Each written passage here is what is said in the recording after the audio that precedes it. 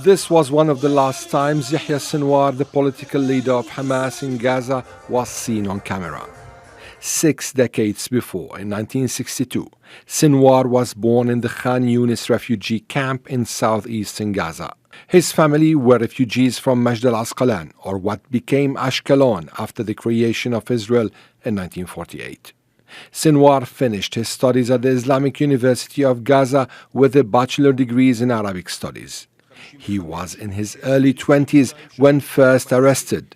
In 1988, he was detained and charged with planning the abduction and killing of 2 Israeli soldiers. He was handed 4 life sentences. In prison, it didn't take long for Sinwar to become a leading figure among Palestinians. An Israeli government assessment of his years in detention described the young man as ruthless and powerful.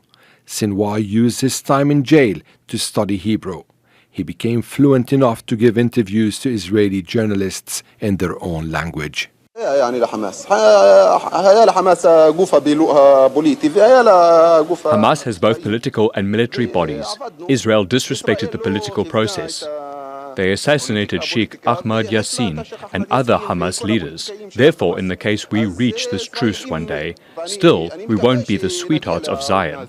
And I think the Israelis won't expect from Hamas to expect them to love the Palestinians. Sinwar's freedom finally came in prison exchange that saw Hamas release Israeli Staff Sergeant Gilad Shalit for more than 1,000 Palestinians held in Israeli jails. And then his star began to rise. He succeeded Ismail Haniyeh as Hamas's leader in Gaza and initiated the reconciliation with Iran after years of division over the war in Syria.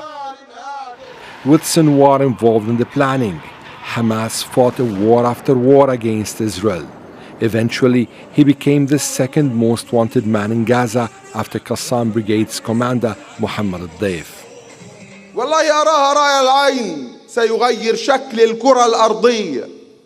I see it with my eyes, a regional religious war that's going to burn everything. Now the world has an opportunity to prevent this war. All our resistant factions should be ready. Then the attack of October the 7th took place. Sinwar topped Israel's list of targets. The military described him as a dead man walking. We will find Yahya Sinwar and we will kill him.